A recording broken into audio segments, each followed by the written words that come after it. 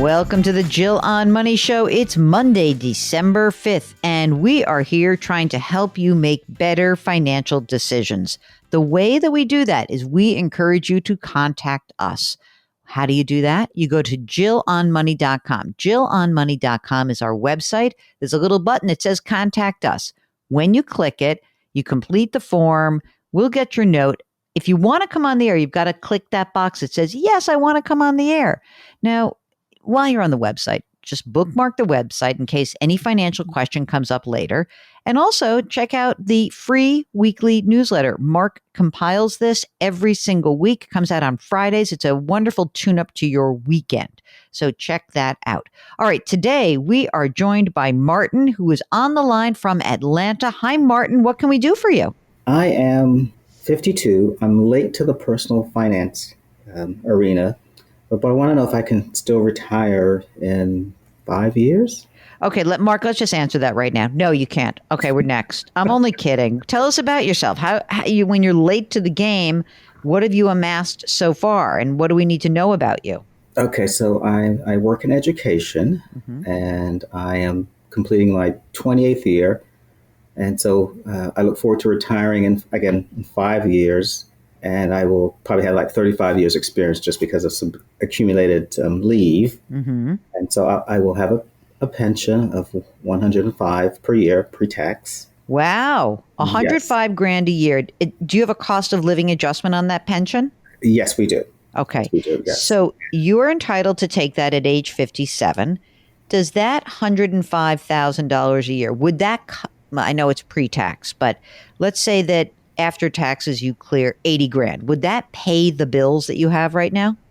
Let's see. I probably still would need maybe four to 10 per year. Like another $10,000 a year total? Yes. Okay, let's say $12,000 a year, because I like to make things easy. So you would need another $12,000 a year. All right, that seems reasonable. Have you saved any money in a defined contribution plan? In your case, it might be a 457 or a 403B. I do. The 403B, currently I have about 170.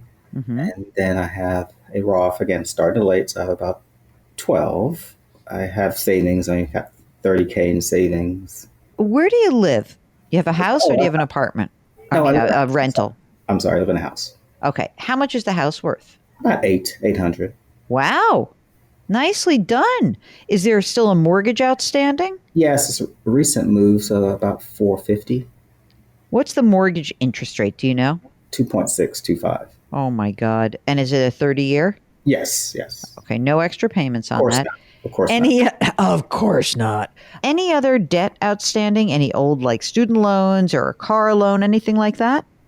We have a car loan about 16, but the interest rate is 1.9. We have a HELOC, but it's only for, serious emergencies because we haven't even touched it. You said a we. Is there a spouse here? Yes, my wife. She makes about 30 a year. For hers investments, she has about 12 in a Roth IRA, and so combined some old 403Bs, she has about 35. Yeah. Is she also going to be entitled to a pension or not? Yes, but her pension probably about $500 a month. Is the game plan that she too would work another 5 years and then collect that $500 a month? I don't know. You should talk to her sometime. I bet she's nice. She's not ready. She's not ready to retire. She's not ready to project or predict when she will stop working. So okay, let me ask you this. Let's say it's 5 years from now, and you have this $105,000 coming in pre-tax, and your wife continues to make $30,000 a year. Could you guys live on that total? Like yes. 135. Maybe we net out 100, and would that be okay? Yes, we could. And I don't mind finding a part-time job or something that's not, connected to my current profession. So yes, I don't mind. Are you currently putting money into the 403B? And if so, how much are you putting in? I am. Right now I'm putting $1,000 a month, but my plan is to up it to $1,500 a month in January. And of course, with the increase in the Roth IRA contribution, the extra $500. And I guess another question I have is, again, because I'm late to the game, I'm all equity. you have two arguments. You have some people who say, well, because you have this pension, you can be more aggressive, or because True. you have this pension, maybe you should be conservative to keep as much as you can. So I'm torn. Do you guys have kids? Yes, we have two kids. One's a freshman in college, and one is a junior in high school. And our plan, we're cash flowing college for the kids. Fortunately, in Georgia, if you have great grades, they take care of your tuition. My freshman daughter, she's doing research, so she gets a couple thousand for that. She's applied to be an RA, so she's on board as well. So she's trying to cut costs. And we told our kids, we will cash flow up to maybe your junior year, and then you might have to do a partial loan just so that they have some skin in the game. And then when I retire, I can cash out. I would receive a quarter of my salary. So my wife and I said, if they have loans, we would use that maybe as a gift to pay off any loans. Okay, that seems reasonable, though. Is your wife currently contributing to a retirement account as well? No, just the Roth IRA. Okay, so you guys are both maxing your Roths. Yes. I'm interested because you have this 5-year ramp up, right? Your current salary is how much? $150. I'm wondering whether I even want you to put money in the 403B. I presume there's no Roth option for your 403B. Is that correct, or am I incorrect? You are correct. I am correct. No Roth option. Right. Oh, yeah. Another question. Should I open up a brokerage account, or is it too late? Well, that's what I'm thinking about. Here's what I'm considering. You got this 170 grand in the 403B. But, I'm also wondering if for you, between your age 57, there's like a decade that we're going to fund, right? Because you'll be entitled to Social Security, will you not? No, unfortunately, no. Oh, you will not. But will your wife or not? Yes. Really, I am eligible just because of the time when I worked from being a teenager up through my 20s. Mm-hmm. So I saw that I would receive $300 or $400 a month, but because of the pension, they have that policy where if you have a certain amount of money, it decreases your Social Security. Yeah. So I don't even consider that as part of it. Okay, so let's not even think about that. So you will have income, right? We know that your pension is 105. Your wife is going to add another 5,000 or 6,000 to that. So let's just say between the two of you, you'll have 110 grand a year coming in, which is great. Yes. The question becomes, where do we start saving for the excess? Like, as things get more expensive, where should we save?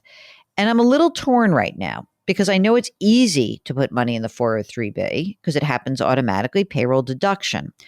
But I'm wondering if I'm going to ask Mr. Mark to weigh in on this. Given that Martin is 52 years old and we've got, in 5 years, we need to start really piling up money. It's not like there's a ton of money in 403B assets. I guess the question is whether it makes more sense to get some tax deduction today versus paying the tax and putting money in a brokerage account. Mark, I'm giving you the choice. What do you think? Since he wants to call it quits at 57, I would want some money that's not behind that. I think the listener called it the paywall. So I would open up a brokerage account. I mean, if there's a match, get the match. But I think everything else I would put in a brokerage. Yeah, I'm thinking the same thing. I'm sort of considering that if you're going to go $1,000 or $1,500 a month into the 403B at this point, I might shift that. Where is your Roth IRA held? Vanguard. At Vanguard. I think you could open up a Vanguard brokerage account, pretty much just build what I would call it a supplemental retirement account. And you'd want to use index funds because it's taxable. But it's funny, you guys are going to be in a pretty high tax bracket, not high, but you're going to collect some decent income here, right? And even in 5 years, if your wife continues to work, you're kind of solidly in this 22% tax bracket, which is where you are now. Correct. So I would start building up a brokerage account. Now, the question about stocks versus no stocks, here's what I want you to think about. The brokerage account must have less risk because you might need to dip into it. It could be that in 5 years you retire and your wife's like, remember I said I want to keep working? I don't want to keep working. In which case you would want to have some extra money floating around and you'd want to be able to tap some of the money. And so I think to start your brokerage account, the goal from, sort of the allocation point of view would be like, half risky, half not so risky. If you wanted to keep all stocks in your 403b or even in your Roth, I'm a wimp, and I'm on the record being a wimp. I don't know if you need to have that much risk. You could have more like 80% in stocks and 20% in, less risky or less volatile bonds. But there is an argument to be made that you're just saving money for a super long runway that's really essentially for your kids. And if you don't mind the risk, you probably will not tap your 403b until you have to at age 72. Correct. And so if you're comfortable holding that much risk, I don't know if there's a big impetus to change it. And there is also, and this is about how you feel, but there is the other side of it, which you articulated, which is, well, why am I taking risk if I don't have to? I mean, I don't need it. I don't really need it. But if it doesn't bother you, I don't see there's a big issue here. The risk parameters, you should think about the Roth money is the very last money that anyone is going to access. That can be the riskiest. The next step down in risk would be the 403b. The next step down in risk would be the brokerage account. And that's how I would look at it. I think you're going to be able to retire. When you started this conversation, I'm 52 and I want to retire in 5 years. I'm like, no. But now I think you're all right. Right. And I really mean retiring from my current position, taking on a new venture. Okay. Well, even then, think about the fact that if at age 57, between you and your wife, you made $50,000 or $60,000, you're golden. You're absolutely golden. And that brokerage account is just a little bit of a safety net for you guys. And maybe the brokerage account builds up. You never touch it. And your kids are done with college and you help them pay back their loans. That's fine. We're not going to do it yet, but I think that will work for you. Okay. So since my plan was to increase the contribution to $1,500, should I $750? Like how much? What's the allocation for the 403b and the brokerage, or do I just cease contributions to the 403b? How do you? I mean, you can start by doing it this way. How about this? In 2023, why don't you put $750 into the 403b and $750 into a brokerage? See how you do. I think you're going to end up moving all to brokerage, but let's do that for a year. How's that? Now, you think you're going to stay in this house, by the way? Yes, we're going to stay in it for at least, 10 to 20, yes. Great. You've got a lot of equity in there. It's just that, obviously that rate is ridiculous. It's so good. So I wouldn't want to give it up if I didn't have to. So as long as you say you don't want to move, don't move. Do you guys have any life insurance that's floating around that we should get rid of? I mean, right now I have $1 million. I think Okay. I have maybe 15 more years, and my wife has 500. Okay.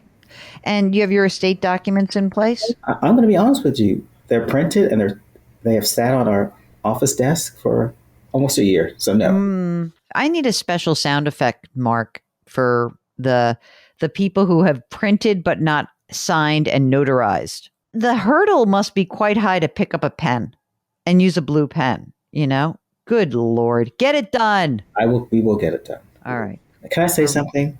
Yeah. I know how you comment on, you'll get hate mail because of, people have acquired so much of their assets. But I like to say for those who haven't, use it as a learning opportunity for the next generation, because everything that I didn't do in my 20s, 30s, and some of my 40s, my kids are aware. So they're on the right track. So I think the haters can use it to motivate others.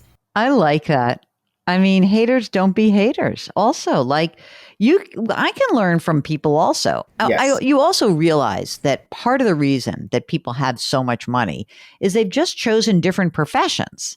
I mean, I'm sure that if your training had led you not into education, but all of a sudden you were, an engineer and you worked at in a technology company, you would have a higher net worth. But some of it is just luck.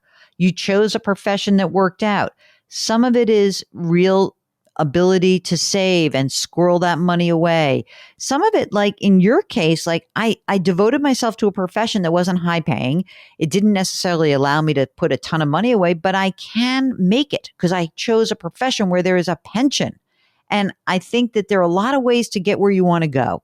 So most of the time, like Mark and I, we meet a ton of people who have tons and tons of money. Sometimes they're just lucky. Sometimes they're smart. Sometimes they worked for a great company that went public and they were lucky about it. Some of them work for old farty media companies like the one we do, and they were just lucky to accumulate stock at a time or retire when it was still high. You know, all of these things, they're often luck. We shouldn't draw these big conclusions and make judgments about people. We should just say, tell us where you want to go. We hope we can get you there. And I think in your case, Martin, you're going to get there. So I'm looking forward to hearing more about that. And you let us know how it goes. All right? Okay, I will. I'll reach out to you in a year. All right. That sounds great.